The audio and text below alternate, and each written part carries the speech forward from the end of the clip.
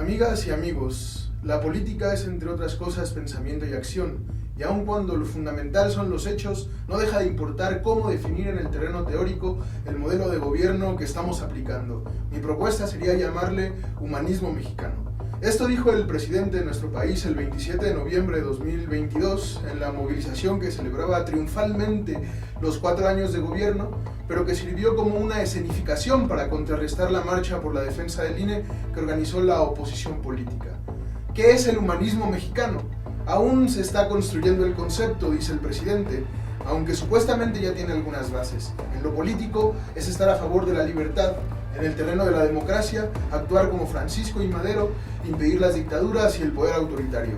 En la política económica es que no basta el crecimiento económico, es indispensable la justicia social y una nueva política económica y moral que se basa en el bienestar de la mayoría de las personas. ¿Existe en la realidad el humanismo mexicano? Parece muy difícil pensar que es una realidad. Más que un modelo de gobierno, la cuestión es mera fórmula. Retórica, cascarón sin sustancia, un significante vacío que no tiene correspondencia con la realidad política de nuestro país. Para entender el problema, es necesario pensar qué entendemos por humanismo.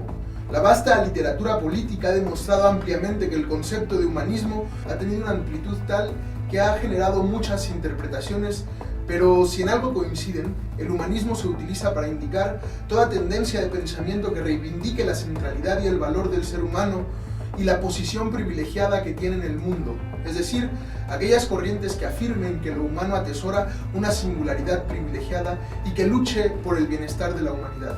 Ateniéndonos a la máxima de Protágoras, el hombre es la medida de todas las cosas.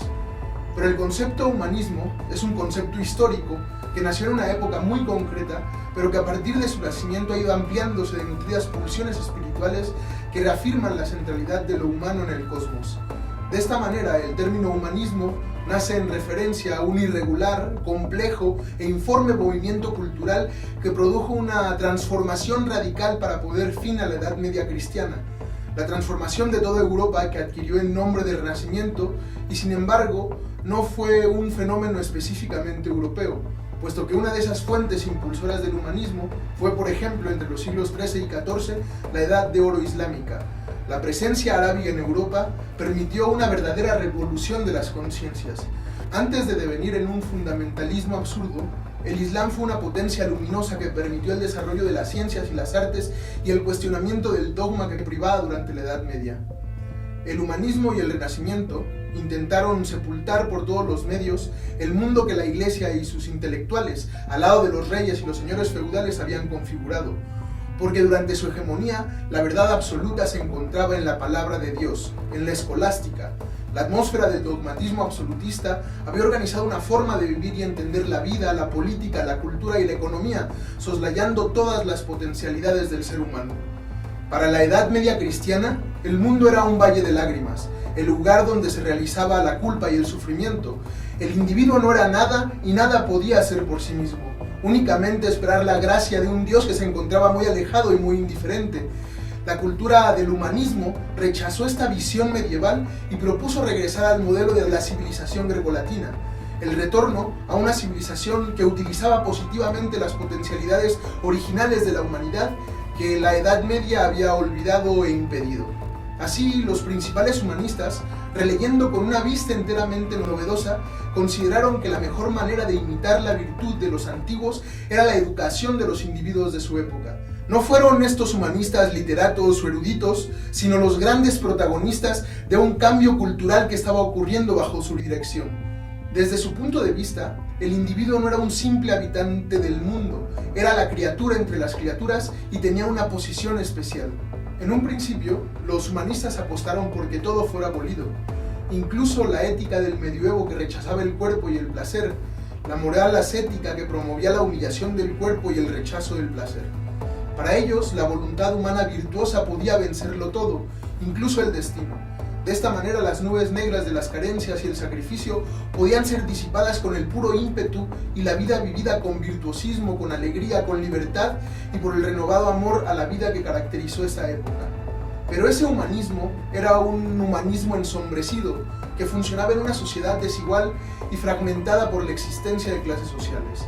Era un humanismo de la burguesía, de los privilegiados que en el fondo consideraban al pueblo como incapacitado para alcanzar las máximas cuotas de virtud. Era un humanismo aristócrata, refinado y elitista, un humanismo burgués que posteriormente se fue convirtiendo en un gran aliado de las clases poderosas. Porque es imposible ser enteramente libre en una sociedad que enajena a los individuos. Después de la revolución industrial y la exacerbación de las condiciones sociales, el pensamiento socialista vigorizó la tradición humanista para luchar por la disolución de las injusticias sociales y la construcción de un humanismo que no fuera elitista. Así surgió el humanismo proletario, el humanismo socialista que enarbolaba nuevas banderas como la superación del capitalismo. Después de todo, como mencionaba el principal impulsor del humanismo realista, Carlos Marx, el individuo que ha recorrido el largo camino de la historia es una criatura mutilada, expropiada de su verdadera esencia, el trabajo social y solidario para humanizar la naturaleza.